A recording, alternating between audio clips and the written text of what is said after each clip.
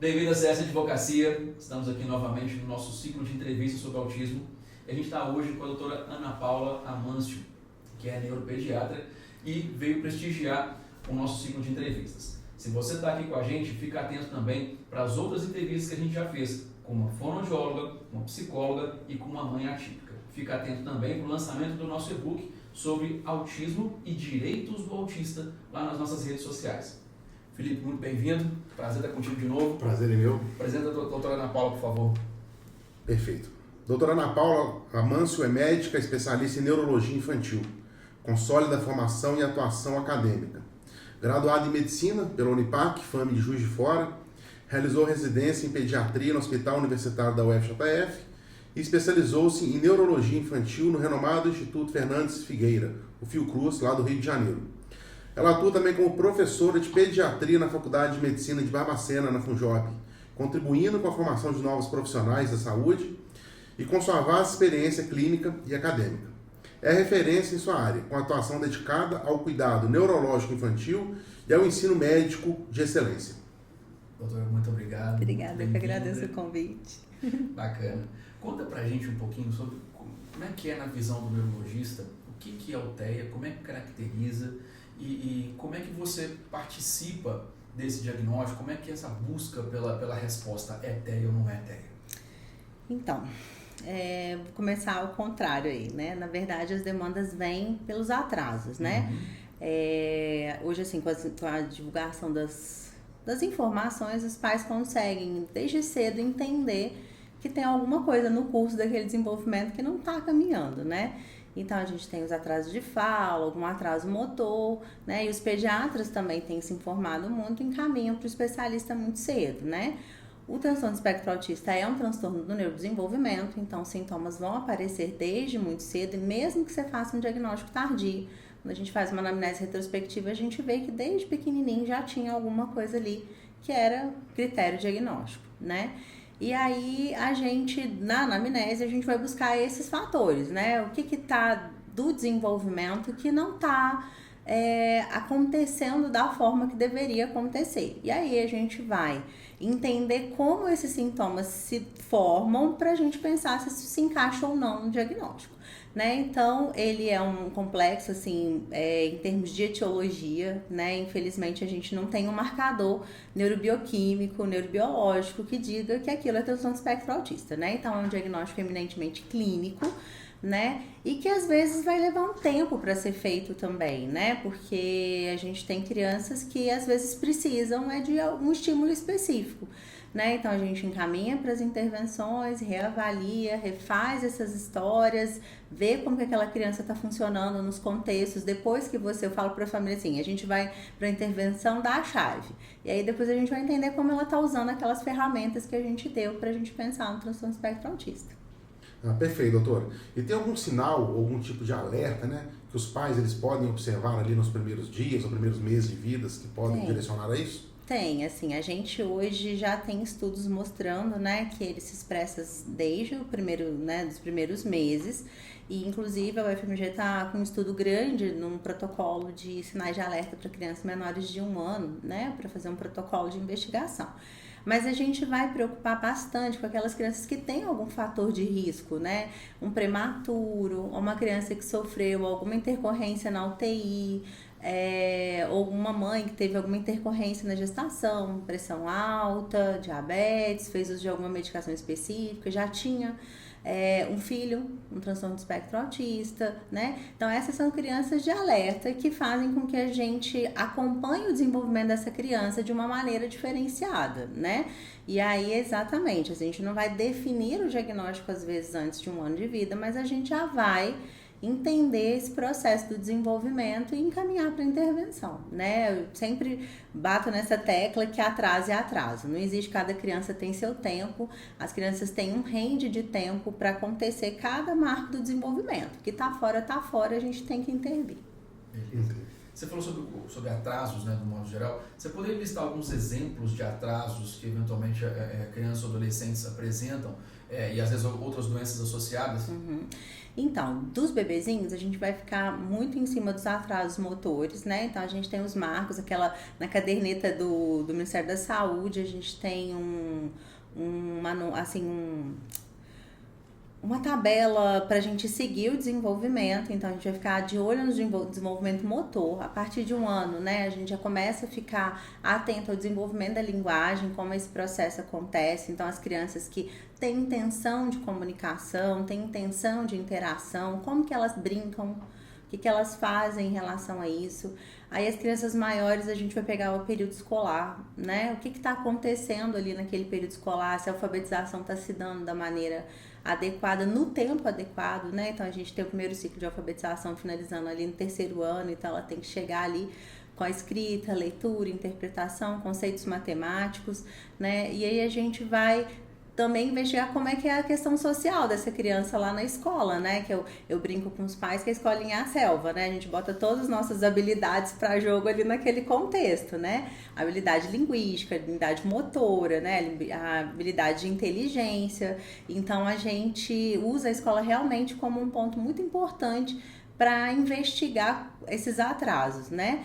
E os adolescentes, assim, é muito comum os adolescentes, aquelas crianças que não tiveram diagnóstico antes e aí vão lá na adolescência apresentar claramente os critérios diagnósticos, começam a esbarrar nas questões sociais, né? Ali é o ponto principal. Elas não entendem, às vezes, muito bem como se dá a interação social, né? Elas têm muita dificuldade na comunicação. Vocês estiveram aí com a Daniela, né? Que é Sim. especialista aí. Então, a gente fala muito da comunicação social, que é como a gente usa a comunicação, né? Então, como é que eu pertenço a um grupo a partir de uma comunicação? Oi, tudo bem? O que você gosta? Eu gosto disso. E conseguir ficar naquela troca social através da comunicação. Eles vão falhar bastante aí na adolescência em relação a isso, né?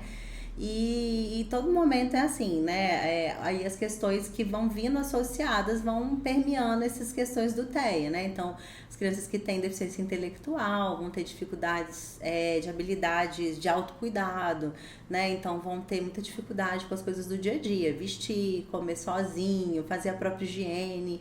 Lá na adolescência, dificuldade, por exemplo, de ir no mercado e comprar alguma coisa, de entrar numa vendinha e pedir um sorvete, por exemplo.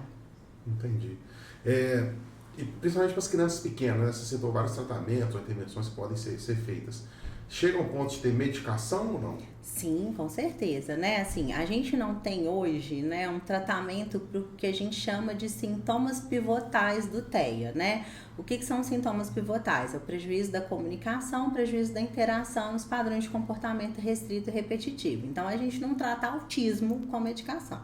A gente trata os sintomas relacionados, né? Então, você tem um distúrbio de sono, você tem uma insônia, você tem um transtorno de comportamento, né? Você tem agitação, agressividade, um transtorno ansioso associado.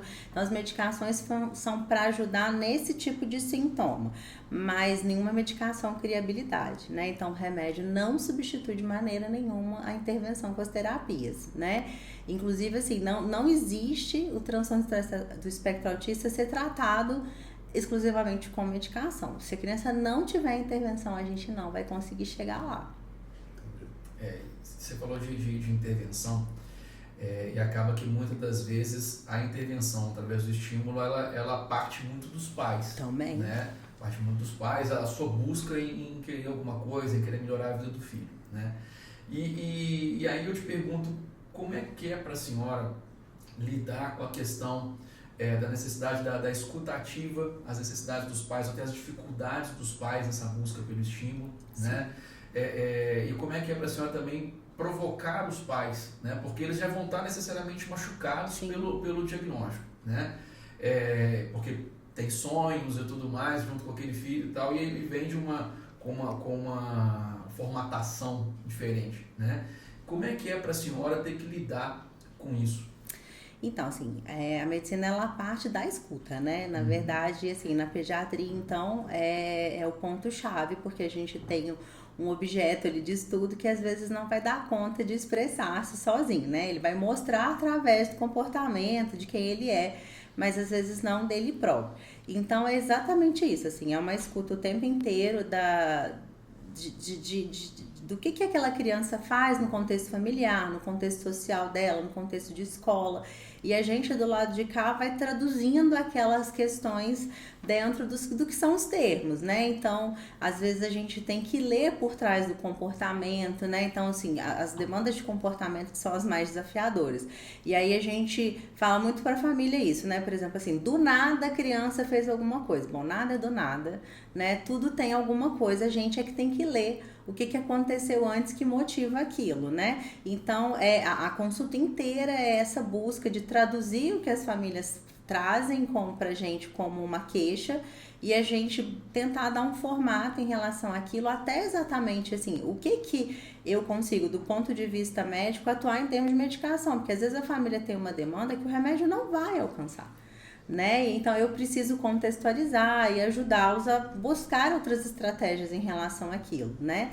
E é muito frustrante mesmo, às vezes, a primeira consulta onde você define o diagnóstico, né? Tem um livro que chama Atenção Interdisciplinar do Autismo, do pessoal da UFMG, que ele fala, assim, que a parentalidade morre no dia que a criança nasce, né? Porque tem toda uma expectativa. Na barriga, aquela criança tinha olho azul, ela ia ser astronauta, né? Ela ia ter não sei quantos amigos na escola, ela ia fazer não sei o que na vida adulta.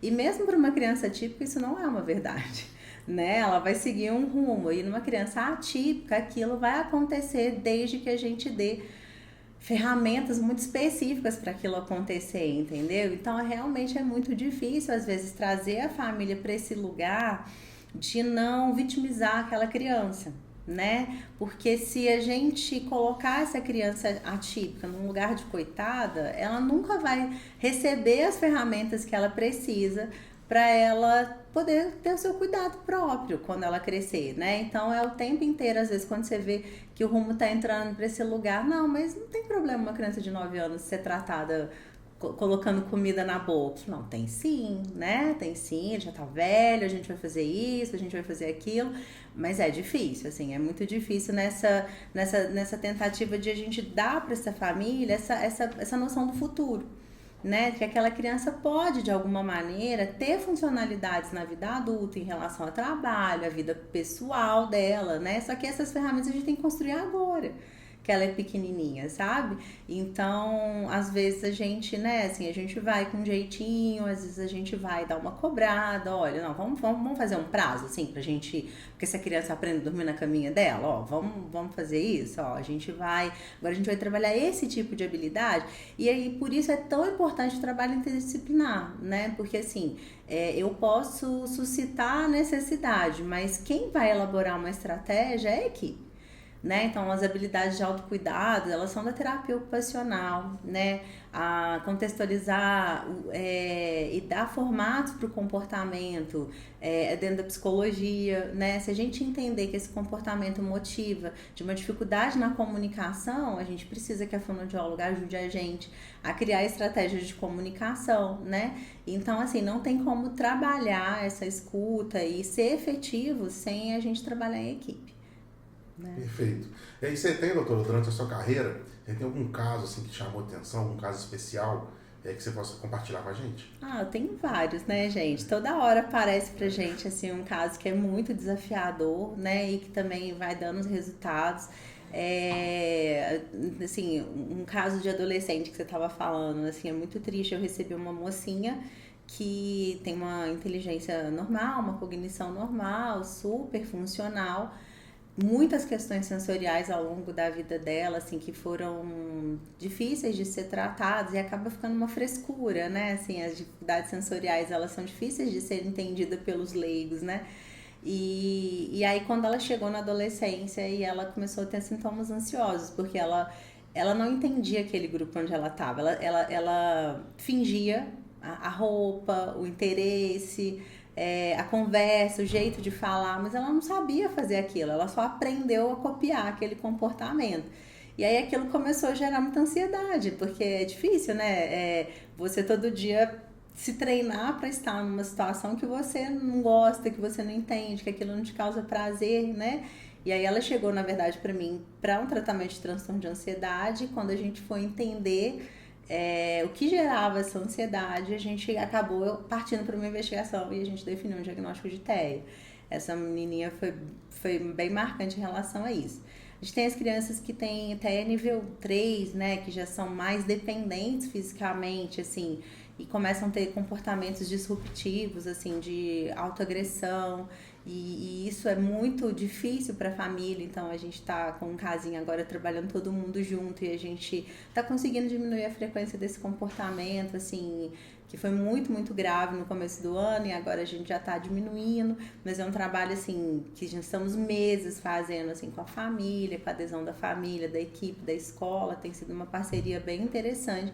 Mas não é fácil, assim, esses casos de comportamento disruptivo, assim, é muito mais difícil de tratar, né? Tem os menininhos que chegam pra gente com dificuldade escolar e aí faz cartinha pra gente, olha o que eu trouxe pra você, né? E que você, aquele menininho ali de 8 anos que não sabia nem fazer o nome dele, consegue fazer um desenho pra você com o nominho dele, sabe? É muito gratificante em relação a isso. Deve ser muito bacana mesmo. Doutora, a gente recebe aqui nas nossas redes sociais pais e avós de crianças com TEA que eles vêm buscando algum apoio jurídico, né? Mas eu queria que a senhora deixasse também para eles uma mensagem de apoio, uma mensagem de estímulo, né? Para essa caminhada que a gente está vendo que é uma caminhada longa, né? Mas é também uma caminhada recheada de muita esperança, né? Sim, assim, o que eu sempre, assim, eu bato muito com as famílias é olhar para o futuro daquela criança que a gente desfez no dia que aquela criança nasceu, mas que ele vai tomar outras conotações ao longo da vida. E que o que a gente tem que fazer agora é dar essas ferramentas, né? Então, investir nesse tratamento, né? É muito importante para que eles possam chegar à vida adulta, né, com um conceito que a gente chama de funcionalidade, né? A gente não trabalha com o conceito de normalidade, essa palavra não se encaixa em ninguém, né? Não existe, eu falo assim, no fundo não, no raso mesmo ninguém é normal, né? O que a gente é funcional, a gente tem todos nós características que precisam ser melhoradas. A diferença nas crianças atípicas é que a gente realmente vai precisar de ferramentas específicas para chegar lá, né? Então, por mais que seja muito cansativo pegar um ônibus e porque um dia eu tenho a fono, no outro dia eu tenho a psicóloga, no outro dia eu tenho a TO, no outro dia eu tenho a escola e eu não estou sendo às vezes bem acolhido nesses espaços, porque a gente sabe que é muito difícil a inclusão, né? Tem que acordar de novo e tentar de novo, que não deu certo, a gente tá lá, se cercar de pessoas, né? Eu sempre sou muito aberta em relação aos meus pacientes, de ouvir nesse sentido e falar, olha, eu entendo, mas a gente realmente precisa continuar e fazer assim, porque se a gente olhar lá pra frente, né, assim, a gente consegue que eles se desenvolvam a ponto de ter independência, né? Às vezes eu conto os meus casos, eu tive a oportunidade de trabalhar no Rio muitos anos, e de ver os meninos trabalhando profissionalmente, às vezes com deficiência intelectual, assim, eles eram treinados para ser ajudantes de padaria, ajudante de mercado, e eu tinha um menininho que com 18 anos ele conseguiu pegar ônibus pela primeira vez sozinho, porque todo mundo fez uma rede, assim, o motorista, o trocador, a moça do RH ia buscar ele no ponto, mas foi um trabalho muito grande, né? Talvez para uma criança atípica isso seja muito eventual, né, assim, sem importância. Mas se a gente construir esse caminho, a gente consegue chegar lá, sabe? E eu falo isso para os pais que isso é muito importante, porque eu acho que não deve ser mais angustiante para um pai pensar, e aí, quando eu não estiver mais aqui? O que vai ser dessa criança, né? Então, para isso acontecer, para eles ficarem tranquilos em relação ao futuro, é trabalhar agora, arregaçar as mangas, né? E aí, no dia que eles estiverem desanimados, a gente anima, no dia que eu estiver desanimada, eles me animam também, e um vai segurando a mão do outro. Exatamente. Doutora Ana Paula, eu queria te agradecer muito pelo seu tempo, por ter partilhado esse conhecimento todo com a gente. Muito obrigado. Eu que agradeço a oportunidade. Muito obrigado, doutora. E você continue com a gente e siga as nossas entrevistas nas redes sociais. Um abraço e até a próxima. E aqui nós estamos com a doutora Ana Paula... Desculpa.